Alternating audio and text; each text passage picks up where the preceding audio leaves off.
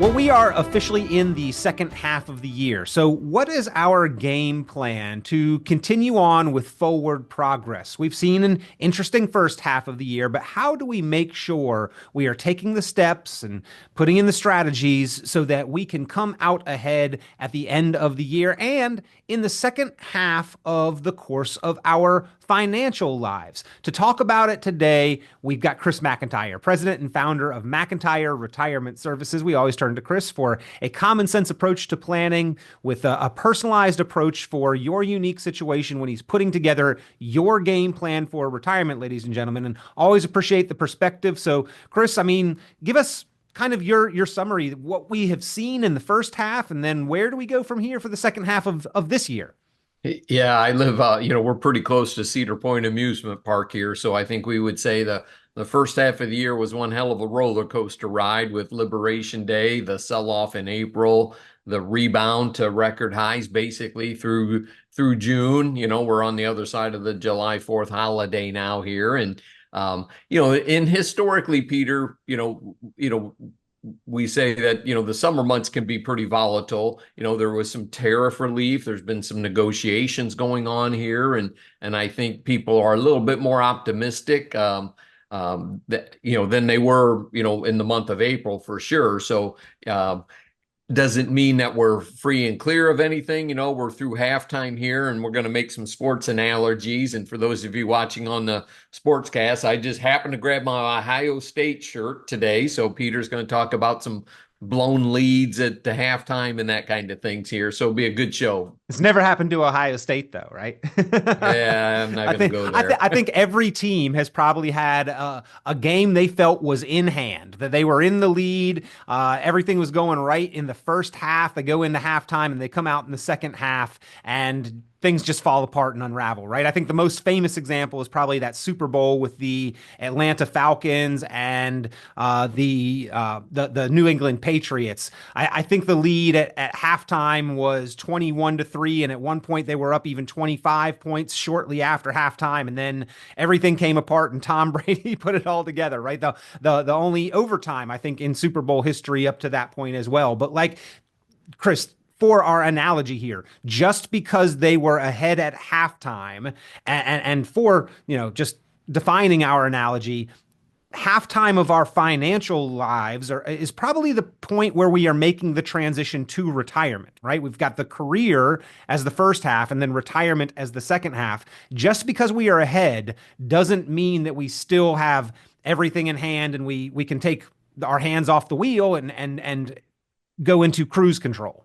Yeah, a good analogy here, Peter, is that, offense wins games, defense wins championships. So while we're working, we're playing the game, and you have to be on offense. And that, typically means being riskier with your investment strategies. Again, you're making deposits on a regular basis, most likely through your 401k contributions out of your paycheck. And so you get to ride right through those economic cycles where the market can sell off drastically. But when you're adding money to it, you're buying at low prices, which is nice. And then when the market is up high, you're adding, you're still adding the same dollar amount, but you're buying less shares on when they're very expensive, which certainly makes sense. Then you start to transition. Typically before you retire, you want to start putting in probably some defensive measures, maybe coming up with a separate income bucket or a safe money bucket or a combination of the two there. And still, doesn't mean you can't have any money at risk, because you may have a very long life expectancy with, my parents basically in their 90s, my wife's dad in his mid 90s. You have to invest and think about the long haul. So just because you retired at age 65, hey, 90 is 25 years away. So you can also be too conservative. So helping people guide through those choices and what makes most sense. Nowadays we have some new strategies that aren't available in 401ks. So for us, we almost have to change the paradigm that the investor has from being in a growth mode to being in an income mode and a protection or a preservation mode as well. Yeah. Well, just because savers and investors have been proactive, have done well in the first half, does not guarantee the success in the second half, which is why we need to understand the rules of the game, why we need to understand the nuances, the strategies, and make those adjustments. And today on the program, ladies and gentlemen, we're going to be talking about how to formulate your game plan for the second half of the game to make sure that you are staying ahead. And if you've got questions, if you would like to get your personalized game plan for retirement put together, that is why Chris McIntire and the team from McIntire Retirement Services are here for you as your resource. And all you need to do to get in touch, give a call 419 332 0532. 419 332 0532. 419 332 0532, or you can go online, McIntyreRetirementServices.com, McIntyreRetirementServices.com. But we do need to plan for and evaluate that second half, hopefully ahead of time, right? Not when we're in it, but even if we have already made the transition, making sure we've got that game plan in place to help us after the working career maintain our comfort and confidence and lifestyle. Yeah, Peter, before we even started to record for the show here, in the summer months, we typically have a little slower pace schedule. We like to do that. We get to enjoy some time up here at the lake as well. And it gives me a chance to work on the business. So I was just running through a spreadsheet of, okay, what are all the subscriptions we have? We have Morningstar, Bloomberg, how many apps are we paying for that or streaming services, both personally and professionally. So I'm running through some of that and it's like, oh my goodness, think that they really add up. And, Yeah. $10 here, $20 there. And, I think we probably need to cut the cable here, but, we do that as well. Here it is halftime. Let's reassess and see where we're at, especially in 2024. We had a very good year. So a lot of companies after having a very good year say, cut all expenses by 10%, right? Because it typically doesn't repeat itself either. Yeah. So on your personal level, sharing that, but Chris, looking at how we plan and prepare for the future, controlling, understanding those expenses, cash flow management, defining the income sources, and there's a shift, right, from putting in our skill and intelligence and sweat equity for our labor to generate the paycheck to more of a passive kind of income from those investment and retirement accounts. Yeah, yep, without a doubt. And, building that income for people to go through their retirement is, certainly a different strategy than them just putting money into a 401k and a retirement lifestyle fund, and, those are okay while you're working because you have fewer options in 401ks than ever before. But then once you get into retirement, you want to start looking at, all right, well, what's going to create income for me? Because Nvidia's stock price might not always go up and I can sell some Nvidia stock to supplement my income. If the stock falls, that's what's nice about dividend paying stocks is I can pull the dividends out. I don't care what the price of the stock is, as long as they're paying the same amount of dividends, I'm okay. Same with bonds. Okay. Annuities can help there as well. They can give you that structured income stream. And so between your Social Security, if you're fortunate enough to have a pension, if you have a spouse with Social Security, a pension, then you add in your income stream out of your investment portfolio, hopefully that helps you solve those basic living expenses. So many times what we help our clients do is to say, look, what's the basic monthly budget we need to solve for? What are the resources we have to get to that point? And then how do we create that income? What's the least amount of money that we can utilize out of your investment portfolio to create that income stream? And then the rest of the money can be icing on the cake, or maybe that's where you buy your long-term growth pieces as well. This seems simplistic when I say it, and I can hear myself already, Chris. But income planning during our working career is rather simple. We set our alarm, we get out of bed, we show up to work. That is what comprises income planning during our working career, making sure that our job is going to welcome us back and continue paying us as long as we show up. But then just showing up and doing the job, that is the income plan. It becomes much more central and complex and nuanced when we stop showing up to work for the income and then have to generate it from those accounts. And that's a big part of the change to the second half. We've got to plan and map out that game plan for how to generate that income and account for things that we really didn't have to think about as much during our working career. Things like inflation, things like longevity, things like that market volatility, which didn't affect our paycheck, but it does affect our investment portfolio. Yeah, and Peter, let's add tax planning to that as well. And many people want to discuss, all right, now I've got this $1 million IRA account. How do I protect it from the Internal Revenue Service? So, we kind of do those scheduled withdrawals and we take a look and help look at the tax return to see if we have any wiggle room here for Roth IRA conversions, things along those lines. And everybody's situation's different. Are we doing tax planning for themselves, or are we doing tax planning for the next generation? Maybe they got a daughter and a son who are both medical doctors, and probably the last thing they need is more income, or engineers, that type of higher income type of career that they may have chosen. So, that's the individualistic strategy that we have to have. Well, speaking of the rules changing in the second half, Chris, we just got the passage and the extension of the 2017 Tax Cuts and Jobs Act with the big beautiful bill being passed, and those rates are made now more permanent. So that's another area where we've got to continue to pay attention and adjust our planning, but a little bit more certainty there for the second half of the year and then ongoing planning than what we had in the first half of the year. Yeah, certainly. And, that helps Social Security recipients. Many of them will not pay tax on their Social Security benefits now. And I think we'll probably have some more continued discussion on that as, it just recently passed and everybody's still trying to figure out, okay, exactly what does it say? And I took a quiz on the Wall Street Journal's website, and I got about half the answers right, half of them wrong. And the ones I got wrong were half right. Uh-huh. Sometimes they have those One of those, tricks we in got to there. pass it to even know what's in it, right? We do have some of the basics, but there's a lot of material, a lot of nuances within that, a lot of different provisions that we are still combing through and sorting through, and Chris taking classes and education on. Yes, and you don't necessarily need to listen to the political rhetoric. Read your mainstream publications, your Money Magazine, your Kiplinger's, the Wall Street Journal, and whatnot. And that's doesn't have the political twist that you might get off of some of the mainstream media channels where they're interviewing the politicians. Because all of a sudden everybody on Medicaid is going to die. It's like, oh my goodness. No wonder people get sick of hearing it. Yeah.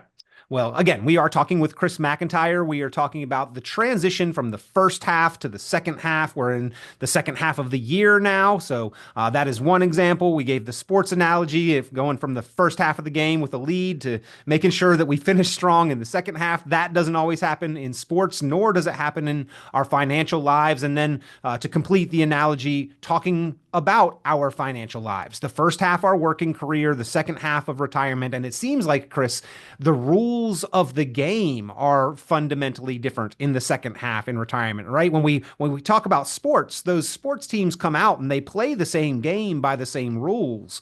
But in retirement, it's almost like a completely different rule book applies, almost a different sport, so to speak. And tax planning, one of the critical examples of that. During our working career, we earn income, the taxes are deducted, and then for a lot of us, we were even further deducting from that with contributions to the 401ks where things got deferred and taxes got delayed. But in retirement, as we are taking money out of those accounts, then we've got to proactively decide how the taxes are going to be paid. And that is a big shift in a lot of figuring out the nuances of that, especially the first several years of retirement.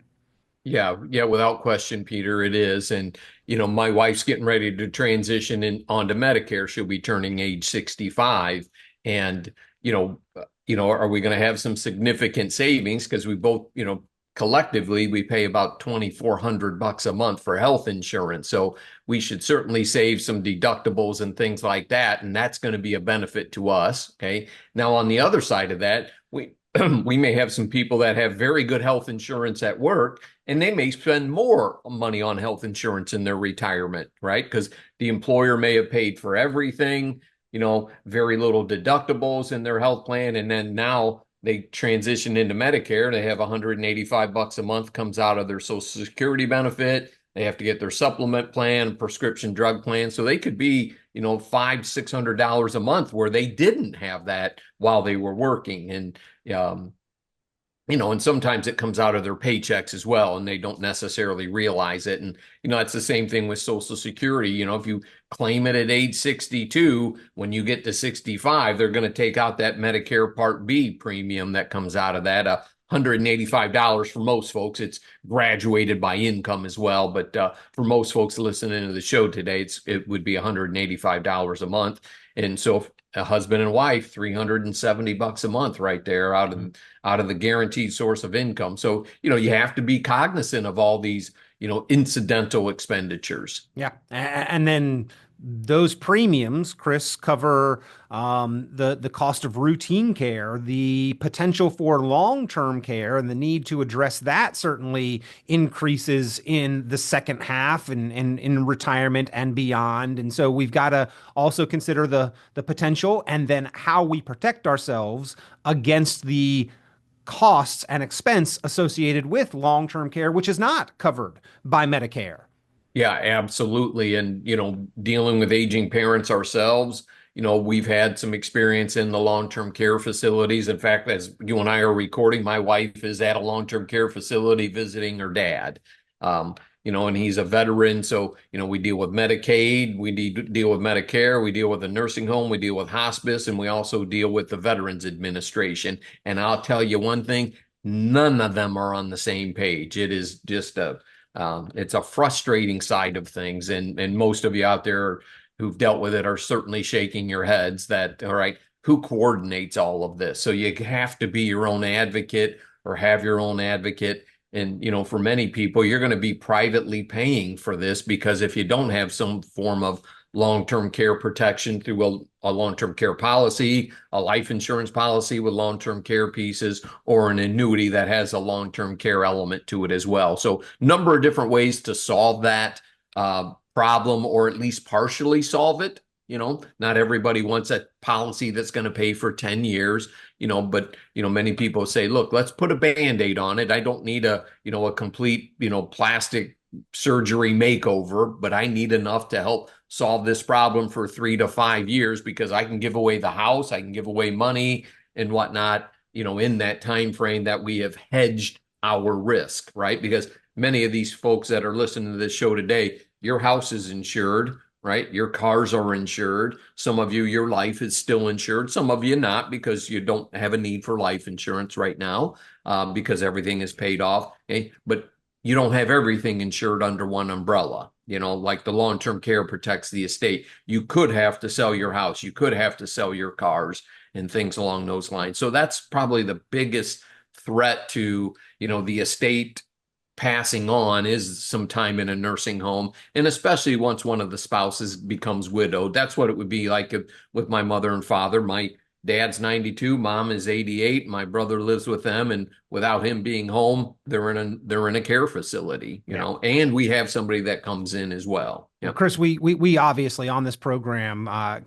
repeatedly emphasize the need for and the value of planning, proactively planning ahead of time. But we have had conversations here in recent weeks and months about the phenomenon of the great wealth transfer that is expected. I mean, trillions of dollars that is sort of anticipated to transfer from one generation to the next. But we have talked about the fact that lack of planning or lack of effective planning is going to result in a lot of that anticipated wealth transfer actually ending up in the hands of the IRS and the nursing homes because protections against those expenses are not in place. Proactive planning for what happens if we run into those expenses and that kind of health requirement are not in place. Proactive planning on how to be efficient and effective with taxes have not been had. Those conversations have been missed. And it is almost to me, Chris, just the tip of the iceberg because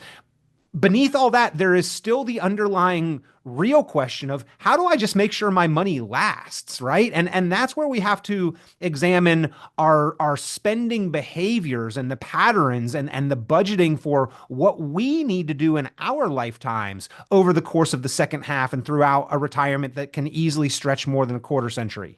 Yeah, and as people go through their retirement, Peter, let's say somebody, husband and wife, retire at age 62, they go a little bit early. The important piece is, do they take Social Security early? Does one of them? Are we? They're really focused on themselves in those first 10 years of retirement. They get into the mid 70s, the late 70s, the early 80s. Then they're thinking, okay, we've kind of done our travel, we've done our spending. We're not nearly as active, obviously, because, as we get older, we deal with health issues for sure. And how do we protect that money from the nursing home then? Do we start giving it away? Do we put our house in an irrevocable trust? So there are different stages of retirement. It's not like, hey, at age 65, I'm in this whole new phase of retirement. Look, there are phases within that you need to be concerned about as well. Yeah, we've termed them, we've called them the go-go, the slow go, and the no-go years, right? Chris is sort of the curve of activity and Yep. spending over the course of retirement. But we've got to make sure that we've planned ahead, not just for this month, but decades into the future for how to account for the spending that's going to be required. And I think that's one of the biggest challenges of that second half is the foresight that is required is so important. And that's why, we only retire once and we've got one shot at that ideal retirement dealing with a professional who's had experience and seeing it through, who is qualified and understands all of these nuances, so valuable there. And ladies and gentlemen, that's why you need to get a game plan for retirement together. And that's what Chris McIntire and the team from McIntire Retirement Services offer to put together with you and for you so that you can have a plan in place with that kind of foresight, but then also have the resource to continue monitoring your life situation as it changes and evolves, and then of course the economy and the market and the financial world as it continues to flux and be volatile and change and evolve over time. And the plan will adapt with it. But if you'd like to get that together, the value and the confidence in lifestyle it cannot really be understated here of having that plan. So give a call to get that conversation started. It is a complimentary courtesy service that Chris McIntire offers to listeners and viewers of the show. 419-332-0532. 419-332-0532. Chris, you've got several other items here that are on the list of things that we need to assess and address into the second half. The investment strategies change, the risk tolerance change, the estate and legacy planning we've already talked about a little is so important to adjust. Any big picture things or most important things to take away from this for folks who are maybe already in that second half, maybe just setting out or preparing to make that transition? Yeah, a couple things on the paper here. You have this lifestyle and let's call it a psychological adjustment that you're going to go through, right? I mean, you went from basically your entire life was regimented from elementary school, high school, college, your working careers, where you did the 9 to 5 or the 8 to 4, whatever it ends up being. Okay. That stops all of a sudden. How do you replace that? And, people can go and actually get depressed, or one of the spouses, because you have spent most of your years apart from one another. You get together for dinner and whatnot. And now all of a sudden we're spending 24 hours a day together. For some folks, that takes a little bit of an adjustment, especially if one of the spouses was used to traveling, the other spouse stayed home, took care of everything. Okay. Well, now guess what? One spouse doesn't want to travel because that's what they did. The other one's ready to hit the road. So look, you got to be prepared for that. Sometimes I'm a marriage counselor. And now they're home micromanaging all the things that were already handled before. Yeah, can grate on the nerves there a little bit. There's a big lifestyle psychological adjustment that does need to be made. And Chris, as you went through the progression from elementary to middle to high school to the working career, it struck me we trade a huge amount of our time over the course of our life. I mean, a huge amount of our time is spent so that we can hopefully have some freedom and confidence at some point down the road not to have to make that trade anymore. Doesn't that deserve some careful planning? Like, isn't that the most important part of this, is that we have a plan to address the fact that we are going to have the freedom, but so long as we have planned effectively for it. Yeah, and many people, like my mom, for example, when she retired from teaching school, she was very active, got involved in, birding and, lots of other things, and even, some part-time substituting. And she's like, I don't even know when I found time to work because I'm getting more involved. That's where the volunteerism and whatnot comes in. So you also have to be careful not to overcommit yourselves, where you have some burnout, if you will. We deal with a lot of folks in that pre-retirement side of things as well. So 59 and a half is kind of a milestone year, right? That's where most of you are going to have some sort of access to 401k plans, where if you want to do an in-service rollover, which is not a taxable event, into an IRA to begin some of these long-term strategies, you're going to start in retirement, even if you're not retiring at 59 and a half.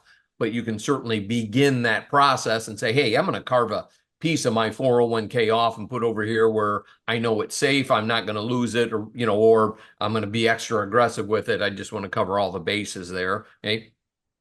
Age 62 is when you can file for Social Security, okay, on your own earnings record, okay, or potentially a spouse's as well if you're allowed to. But age 60, if you're a widow, you can collect Social Security at age 60. You have to watch how much money you make, right? Because you're claiming it early. 65, you have Medicare. And then age 73, we have those required minimum distributions. So 59 and a half, 62, 65, 73, kind of those milestone years there too, Peter. Yeah, well, so much to consider, and the second half of the game, ladies and gentlemen, is where ultimately the game is won. Even with a sizable lead in sports, some have blown it. If you don't formulate the game plan for success and be ready to pivot as conditions dictate and continue to evolve, you may not have the success that you want. And many proactive planners and savers have built themselves, we'll call it, a sizable lead. But even within this year, with the passage of the One Big Beautiful Bill, the second half has some different rules than the first half had. And over the course of your lifespan, the second half in retirement certainly has different rules. You've got one shot at that ideal retirement. You want to get it right the first time. Have a resource, ladies and gentlemen. Have a plan in place, and then a resource to continue to help you with each step along the way. An offensive and defensive coach, if you will. And Chris McIntire helps his clients, proactive planners and savers throughout Northwestern Ohio, formulate your game plan for retirement. He has helped so many have that plan, but so many more need that help and assistance, or need to double check and spot to see if you've made these kind of important adjustments, ladies and gentlemen. So if that is you, if you'd like to take advantage of the offer and the opportunity that Chris gives on the program to put together your personalized custom game plan for retirement, long-term visions of your goals, diversified strategies of how to get there, pick up the phone and give McIntire Retirement Services a call, 419-332-0532, 419-332-0532, 419-332-0532, or online at McIntyreRetirementServices.com, McIntyreRetirementServices.com. Chris, always a pleasure. We appreciate you, here as we get into the really hot summer months, talking about the second half and what we need to do to have that winning strategy. Yeah, my pleasure, Peter. Thanks everybody for listening to the show today, and be safe out there, and God bless America. Tune into Chris McIntyre's full radio program and visit McIntyreRetirementServices.com for many additional valuable resources, including other great episodes of Game Plan for Retirement with Chris McIntire. Be sure to subscribe. The content of this radio show is provided for informational purposes only and is not a solicitation or recommendation of any investment strategy. You are encouraged to seek investment, tax, or legal advice from an independent professional advisor. Any investments and/or investment strategies mentioned involve risk, including the possible loss of principal. Advisory services offered through Brookstone Capital Management, a registered investment advisor. Fiduciary duty extends solely to investment advisory advice and does not extend to other activities such as insurance or broker-dealer services. Advisory clients are charged a quarterly fee for assets under management, while insurance products pay a commission, which may result in a conflict of interest regarding compensation.